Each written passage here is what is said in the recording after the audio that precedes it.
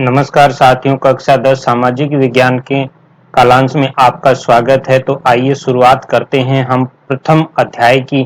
इस अध्याय के अध्ययन में हम पूर्व कक्षा 9 के अध्याय 3 प्राचीन भारत तथा विश्व में जो जानकारियां हमारे द्वारा ली गई थी उनको भी समावेशित करेंगे, जिससे ये एक बहुत ही अच्छा फ्लो बनेगा पढ़ने का। तो आइए शुरुआत करते हैं इस पाठ की। पाठ परिचय देखिए। स्वर्णिम भारत प्रारंभ से 1206 ईस्वी तक इन दोनों ही बिंदुओं की अपने आप में इतिहास में विशेष महत्व है। देखिए, भारतीय इतिहास का प्रारंभिक बिंदु जो है वो सिंधु घाटी सभ्यता तथा उससे जुड़े हुए कुछ पूर्व बिंदुओं से की जाती है। तो प्रारंभ की बात करें तो यहाँ इसके प्रारंभ का मतलब है सिंधु घाटी सभ्यता से, और सन 1206 तक का अध्याय में अध्ययन हमें करना है। तो 1206 की स्थिति जो कालखंड विशेष है, इस वर्ष कुतुबुद्दीन ऐबक का राज्य अभिषेक हुआ था, और ये राज्य अभिषेक भारतीय इतिहास में विशेष स्थान क्यों रखता है। तो देखिए, भारत में मुस्लिम सत्ता की स्थापना हुई थी सन 1192 में तराइन के द्वितीय युद्ध के परिणाम से, और तराइन का प्रथम तथा द्वितीय दोनों ही युद्ध लड़े गए थे मोहम्मद गोरी व अजमेर के चौहान शासक पृथ्वीराज चौहान के मध्य। सन 1191 में लड़े गए तराइन के प्रथम युद्ध में विजय हुई थी पृथ्वीराज चौहान की, व तराइन के द्वितीय युद्ध जो कि सन 1192 में लड़ा गया, इसमें विजय हुई थी मोहम्मद गोरी की। इस युद्ध में विजय के उपरांत भारत में प्रथम बार मुस्लिम सत्ता की स्थापना हुई थी, और मोहम्मद गोरी ने अपने सबसे विश्वास पात्र दास कुतुबुद्दीन ऐबक को भारत में अपना प्रतिनिधि बनाकर शासन का संचालन करवाया था। इसके पश्चात मोहम्मद गोरी गजनी लौट गया और सन 1194 में वापस भारत आया, और भारत में अनेक छोटे बड़े राज्यों का दमन किया, जिसमें सबसे विशेष था चंदावर के युद्ध में 1194 में कन्नौज के शासक जयचंद गढ़वाल का दमन करना। 1206 तक मोहम्मद गोरी भारत में रहा तथा इसके पश्चात भारत से वापस गजनी लौटते समय सन 1206 में सिंधु नदी के किनारे खोखर लड़ाकों ने मोहम्मद गोरी की कर दी थी हत्या। इसके पश्चात कुतुबुद्दीन ऐबक ने, देखिए, गोरी की मृत्यु पश्चात कुतुबुद्दीन ऐबक ने स्वयं को भारत का स्वतंत्र शासक घोषित किया था, और सन 1206 में अपना स्वयं का स्वतंत्र शासक के रूप में राज्य अभिषेक कराया और भारत में नींव रखी। गुलाम वंश या दास वंश या कहते हैं इसे इल्बरी वंश, तीनों को ही याद रखें, दास, गुलाम व इल्बरी वंश कहते हैं। कुतुबुद्दीन ऐबक ने 1206 से 1210 तक भारत में शासन किया। इसके पश्चात एक दिन पोलो खेलते समय घोड़े से गिरकर कुतुबुद्दीन ऐबक की मृत्यु हो गई थी। कुतुबुद्दीन ऐबक ने अपने शासनकाल में राजधानी बनाया था लाहौर को। पाठ का प्रारंभ करते हैं गौरवशाली इतिहास के भारतीय प्रतीकों से। सबसे पहला जो ऐतिहासिक नाम भारत को दिया जाता है वो ही एक प्रतीक है। भारत को कहा जाता था विश्व गुरु, और ये कहने का कारण है भारत उस समय तात्कालिक समय में ज्ञान का केंद्र था, यानी नॉलेज का एपिसेंटर था। जब समकालीन विश्व की सभ्यताओं में शिक्षा की व्यवस्था भी प्रारंभ नहीं हुई थी, तब भारत में व्यवस्थित गुरुकुलों का प्रचलन हो गया था। और आधुनिक व उच्च शिक्षा की बात करें तो विश्व का सबसे पुराना विश्वविद्यालय तक्षशिला भारत में स्थित था, जहां पर विश्व के अनेक देशों से अनेक विद्यार्थी अध्ययन अध्यापन हेतु आया करते थे, और इसी विश्वविद्यालय से जुड़ी हुई एक इतिहास प्रसिद्ध व्यक्तित्व या शख्सियत है चाणक्य, विष्णुगुप्त या कौटिल्य। ज्ञान की ही बात करें तो ज्ञान का ही एक भाग होता है स्थापत्य, और स्थापत्य की बात करें तो भारतीय इतिहास में सिंधु घाटी सभ्यता अपनी स्थापत्य के लिए प्रसिद्ध रही है। इस कारण भी भारत को विश्व गुरु कहा जाता है। द्वितीय प्रतीक की बात करें तो देखिए, द्वितीय प्रतीक के रूप में भारत को उपमा दी जाती थी सोने की चिड़िया, और सोने की चिड़िया कहने का कारण था भारत का उस समय विश्व की अर्थव्यवस्था में एक बहुत बड़ा योगदान था। यदि वर्तमान समय की बात करें तो विश्व की सबसे बड़ी अर्थव्यवस्था अमेरिका तथा विश्व का सबसे बड़ा जीडीपी यानी ग्रोस डोमेस्टिक प्रोडक्शन या मैन्युफैक्चरिंग हब है चाइना, और उस समय भारत में दोनों ही काम पूरे विश्व में सबसे ज्यादा होते थे, यानी विश्व में सर्वाधिक व्यापार में हिस्सेदारी भी भारत की थी, सर्वाधिक जीडीपी भी भारत की थी। व्यापार में हिस्सेदारी तथा जीडीपी दोनों ही उस समय भारत की लगभग संपूर्ण विश्व में 23 से 24% थी। और ये आंकड़ा दिया जाता है भारत में अंग्रेजों के आने के समय, और भारत में सर्वप्रथम आने वाला अंग्रेज था कैप्टन हॉकिंस, जो सन 1610 में जहांगीर के आगरा दरबार में उपस्थित हुआ था। जहांगीर ने कैप्टन हॉकिंस को व्यापार की अनुमति तो नहीं दी थी, लेकिन कैप्टन हॉकिंस को 400 की मनसबदारी मिली थी। देखिए, मुगल काल के अंदर मनसबदारी प्रथा प्रचलित थी, और कैप्टन हॉकिंस प्रथम विदेशी था, प्रथम अंग्रेज था जिसे की मनसबदारी प्रदान की गई थी। इसके पश्चात 10 जनवरी 1616 में सर टॉमस रो जहांगीर के समक्ष ही अजमेर दरबार में उपस्थित हुआ था, और सर टॉमस रो को जहांगीर ने भारत में व्यापार करने की अनुमति प्रदान की थी। नेक्स्ट प्रतीक की बात करते हैं तो देखिए, वसुधैव कुटुंबकम, ये संस्कृत का एक वाक्यांश है जिसका अर्थ है संपूर्ण विश्व एक परिवार है। चौथा प्रतीक है सर्वे भवन्तु सुखिना, सर्वे संतु निरामया, यानी सभी निरोगी रहें तथा सभी सुखी रहें। 3 व 4 जो उपरोक्त दोनों ही वाक्यांश हैं वो भारतीय संस्कृति की मृदु शक्ति का सर्वोत्तम उदाहरण है। मृदु शक्ति क्या होती है? देखिए, मृदु शक्ति किसी भी देश की वो विचारधारा होती है जो दूसरों को प्रभावित करती है या दूसरों के प्रति होती है। आज के विश्व से यदि तुलना की जाए तो आज वैश्विक स्तर पर नेतृत्व करने वाले किसी भी देश की सॉफ्ट पावर पूरी दुनिया के प्रति इतनी व्यापक नहीं है जो कि संपूर्ण दुनिया को परिवार समझे और सभी के निरोगी और सुख की कामना करे। मृदु शक्ति के विशेष बिंदुओं की बात करें तो मृदु शक्ति का प्रथम बिंदु होता है धर्म। तो भारतीय संस्कृति से विश्व को 3 सबसे प्राचीन धर्म प्राप्त हुए। देखिए, विश्व का सबसे प्राचीन धर्म सनातन, या जिसे बाद में कहा गया हिंदू धर्म, बौद्ध धर्म तथा जैन धर्म, ये 3 धर्म भारतीय संस्कृति से निकले थे, संपूर्ण विश्व में फैले। दूसरा है देखिए साहित्य, वेद, जिनको विश्व का ज्ञान कोश कहा जाता है। 4 वेद, ऋग्वेद, यजुर्वेद, अथर्ववेद, सामवेद, जिनमें सबसे पुराना लिखा गया वेद है ऋग्वेद, जिसे कि दुनिया का सबसे प्राचीन लिखित प्रमाण माना जाता है। आयुर्वेद, ये वेद का ही एक हिस्सा है। विश्व की सबसे प्राचीन चिकित्सा पद्धति आयुर्वेद पद्धति है। पुराण और महाकाव्य, देखिए महाकाव्य रामायण व महाभारत हैं। रामायण महाकाव्य से आदर्शों की तथा महाभारत महाकाव्य से नीतियों का निर्धारण किया जाता है। स्थापत्य की बात करें तो विश्व में सबसे प्राचीन व सबसे सुनियोजित नगर व्यवस्था सिंधु घाटी सभ्यता थी, जो भारतीय मृदु शक्ति का सबसे सर्वोत्तम उदाहरण है। वैश्विक नजरिए की बात करें तो भारत का वैश्विक नजरिया उसके मृदु शक्ति के जो स्लोगन थे उन्हीं से झलकता है। शक्तिशाली होने के पश्चात भी भारत ने प्राचीन काल से लेकर आज तक किसी पर भी आक्रांत होने की नीति नहीं रखी, यानी शक्तिशाली होकर भी भारत ने किसी पर आगे से आक्रमण नहीं किया, वर्तमान में भी और प्राचीन काल में भी। ये भारत की सॉफ्ट पावर का वैश्विक नजरिया था। नेक्स्ट प्रतीक की बात करें तो आर्थिक संपन्नता जो थी वो भारतीय स्वर्णिम काल की एक बहुत बड़ी शक्ति थी, क्योंकि भारत सुविकसित कुटीर उद्योग ढांचे, ये याद रखें, सुविकसित कुटीर उद्योग ढांचे के कारण से संपूर्ण विश्व में मैन्युफैक्चरिंग हब के रूप में प्रतिष्ठित था। वर्तमान में संपूर्ण विश्व में मैन्युफैक्चरिंग हब की योग्यता रखता है चाइना। तो देखिए, अब तक हम जितने 5 प्रतीक पढ़ के आए हैं, विश्व की सबसे बड़ी अर्थव्यवस्था अमेरिका, सबसे बड़ा मैन्युफैक्चरिंग हब चाइना, और प्राचीन काल में ये दोनों ही गुण भारत में समाहित है। इसका मतलब अमेरिका और चाइना को मिला दिया जाए, इतना शक्तिशाली देश अकेला भारत था। फिर भी भारत कभी भी आक्रांता नहीं रहा है।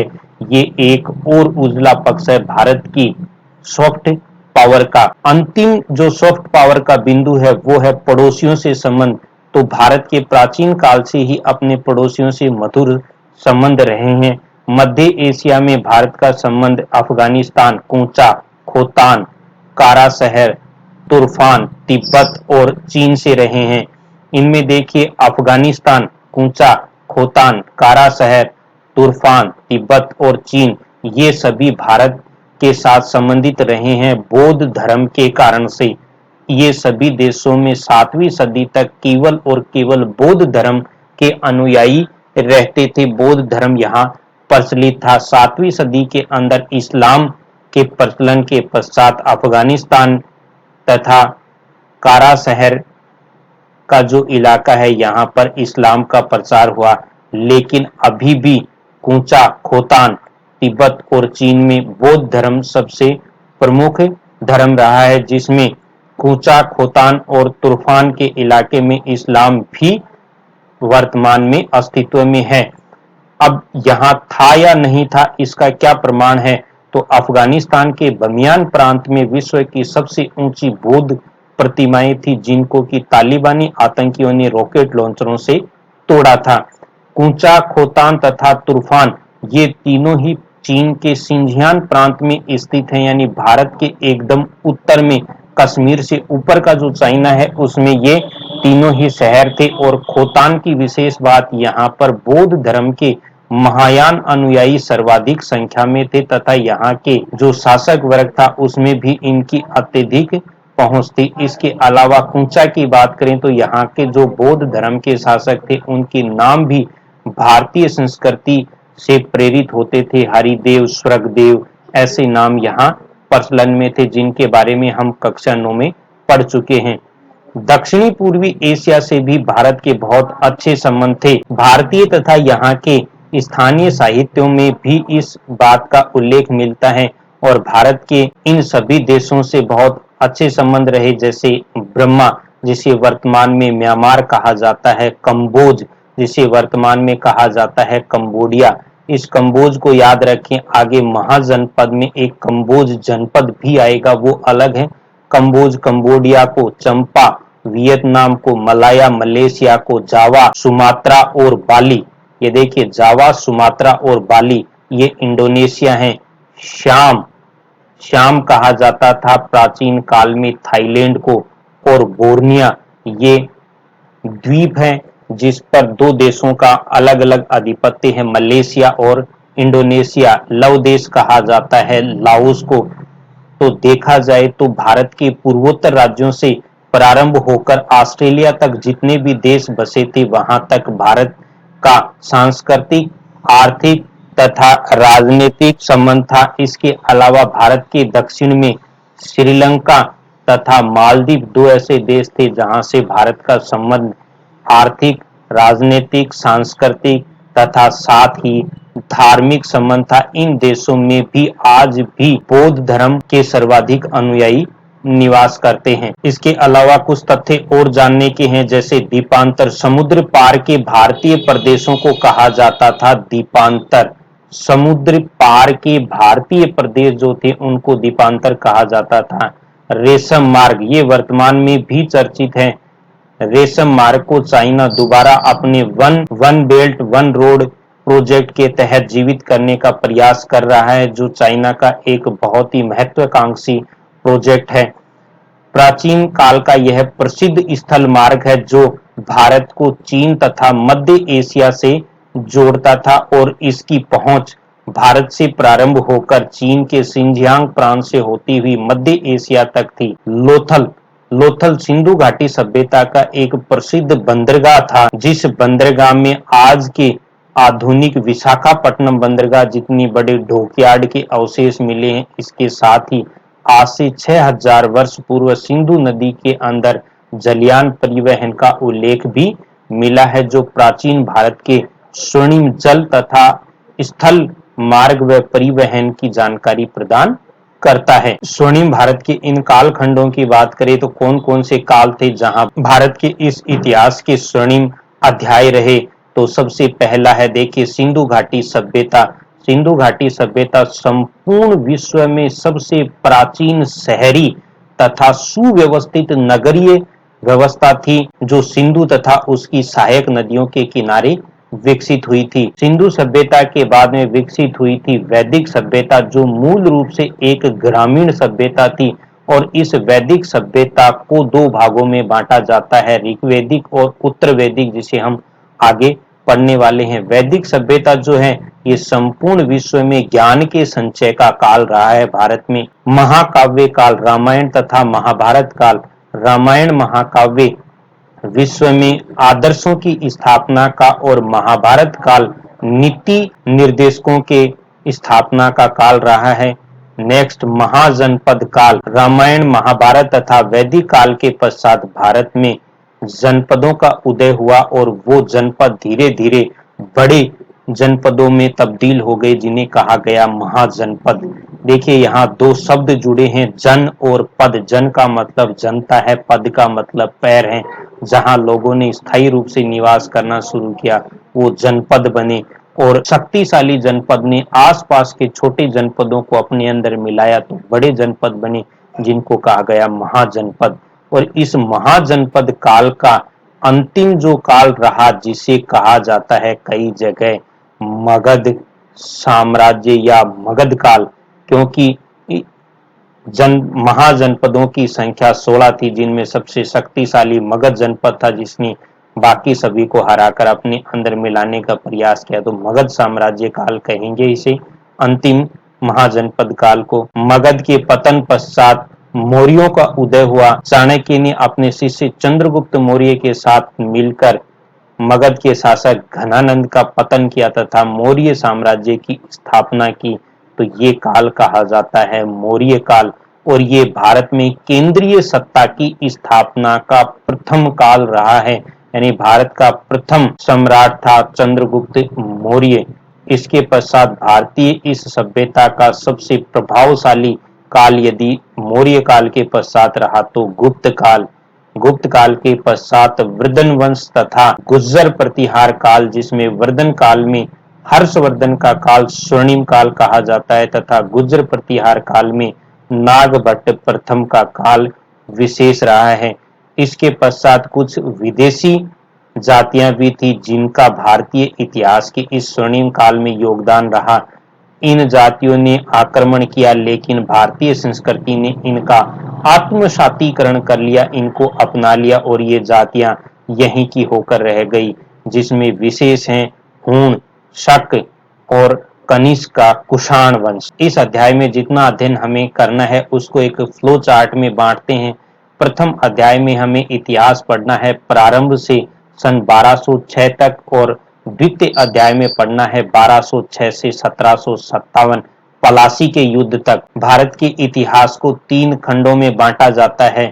प्राग ऐतिहासिक काल, जिसे कहा जाता है पाषाण काल, आद्य ऐतिहासिक काल तथा ऐतिहासिक काल। प्राग ऐतिहासिक काल को तीन खंडों में बांटा जाता है। पूरा पाषाण काल, जो अज्ञात इतिहास से प्रारंभ होकर 8000 ईसा पूर्व तक का कालखंड माना जाता है। मध्य पाषाण काल, जो 8000 ईसा पूर्व से प्रारंभ होकर 4000 ईसा पूर्व तक का काल है। नव पाषाण काल, जो 4000 ईसा पूर्व से 2500 ईसा पूर्व तक का कालखंड है। इसका अध्ययन हमें इस अध्याय में नहीं करना है, केवल पूरे इतिहास के कालखंड की जानकारी लेनी है। आद्य ऐतिहासिक काल, ये दोनों ऐतिहासिक कालखंडों के बीच का, जिसमें सिंधु घाटी सभ्यता का कालखंड आता है 2500 से 1500 ईसा पूर्व का, तथा वैदिक सभ्यता का काल 2500 से 600 ईसा पूर्व का, जिसे दो भागों में बांटा जाता है। ऋग्वैदिक काल 1500 से 1000 ईसा पूर्व तक का। देखिए वैदिक काल को दो भागों में बांटा है। एक प्रथम भाग है ऋग्वैदिक काल, जो कि 1500 से 1000 ईसा पूर्व तक 500 वर्ष का, तथा उत्तर वेदी काल 1000 से 600 ईसा पूर्व तक 400 साल का। ऋग्वेदी काल में केवल एक वेद ऋग्वेद की रचना हुई थी तथा उत्तर वेदी काल में तीनों वेदों की हुई है। नेक्स्ट है देखिए ऐतिहासिक काल। इस ऐतिहासिक काल को तीन भागों में बांटा गया है। प्राचीन ऐतिहासिक काल, मध्यकालीन इतिहास और आधुनिक इतिहास। इसमें देखिए प्राचीन काल का जो इतिहास है ये 600 ईसा पूर्व से प्रारंभ होता है। 600 ईसा पूर्व से प्रारंभ होता है और 712 ईसा पूर्व तक चलता है। 600 ईसा पूर्व में प्रथम बार उत्तर वैदिक काल जहां समाप्त होता है, उत्तर वैदिक काल में रामायण तथा महाभारत के अंदर जनपदों की जानकारी मिलती है और इसके पश्चात ये जनपद अपनी शक्ति से धीरे धीरे छोटे जनपदों को अपने अंदर मिलाते हैं जिससे महाजनपद बनते हैं। 600 ईसा पूर्व से महाजनपद काल प्रारंभ होता है और 712 ईस्वी तक यह अध्ययन क्यों किया जाता है। 712 ईस्वी में भारत पर आक्रमण किया था प्रथम व अंतिम अरब आक्रमणकारी मोहम्मद बिन कासिम ने सिंध के राजा दाहिर को हराया था और इन महाजनपदों की जानकारी मिलती है जैन व बौद्ध ग्रंथों अंगुत्तर निकाय व भगवती सूत्र से। जनपद काल होता है 600 से 325 ईसा पूर्व तक का। महाजनपद काल का समापन होता है 325 ईसा पूर्व के आसपास, यानी जब चंद्रगुप्त मौर्य ने पतन किया था मगध साम्राज्य का। मगध साम्राज्य का काल भी यही होगा 600 से लगभग 300 ईसा पूर्व तक का। चंद्रगुप्त मौर्य ने मगध का पतन कर दिया नंद वंश का, लेकिन 300 ईसा पूर्व तक वो भी अधिकांश समय सीमित रहा था मगध तक। इसके पश्चात मौर्य राजवंश का समय आता है 323 ईस्वी में। स्वतंत्र रूप से चंद्रगुप्त मौर्य ने स्थापना की थी मौर्य वंश की और 184 ईसा पूर्व में मौर्य वंश के अंतिम शासक वृद्धरथ की हत्या कर दी थी पुष्यभूति शुंग उसके सेनापति ने। तब मौर्य वंश का समापन हो गया था। मौर्योत्तर काल की बात करते हैं। 184 ईसा पूर्व से 319 ईस्वी तक चला। इसके पश्चात भारत में वापस एक शक्तिशाली केंद्रीय सत्ता की स्थापना हुई। गुप्त साम्राज्य 319 से 550 ईसा चलता है। हर्षवर्धन का काल याद रखें। देखिए इसके पश्चात के काल में हर्षवर्धन एक प्रसिद्ध शासक रहा 606 से 647 ईस्वी तक का। मध्यकालीन भारत की बात करें तो 712 में मोहम्मद बिन कासिम के आक्रमण से लेकर 1707 ईस्वी तक का समय मध्यकालीन भारत के इतिहास में अध्ययन किया जाता है, जहां 712 जो ईस्वी है ये मोहम्मद बिन कासिम के आक्रमण का समय बताती है और 1707 औरंगजेब की मृत्यु का समय बताती है। इसके पश्चात मुगल साम्राज्य का पतन होना प्रारंभ हो गया था। इस मध्यकालीन भारत के इतिहास को भी दो भागों में बांटा जाता है। पूर्व मध्यकालीन जो 8वीं से 13वीं सदी तक का समय रहा और उत्तर मध्यकालीन 13वीं से 18वीं सदी तक का समय रहा है। तो देखिए यहाँ पर ये जो हिस्सा है इतना, इसका अध्ययन हम इस अध्याय में नहीं करके अध्याय द्वितीय में करेंगे, यानी दूसरा अध्याय इसी पर आधारित है। 1206 से लेकर 1757 प्लासी के युद्ध तक मध्यकालीन भारत का जो इतिहास है 8वीं से 13वीं सदी तक का, इसे 3 भौगोलिक क्षेत्रों में बांटकर अध्ययन करेंगे।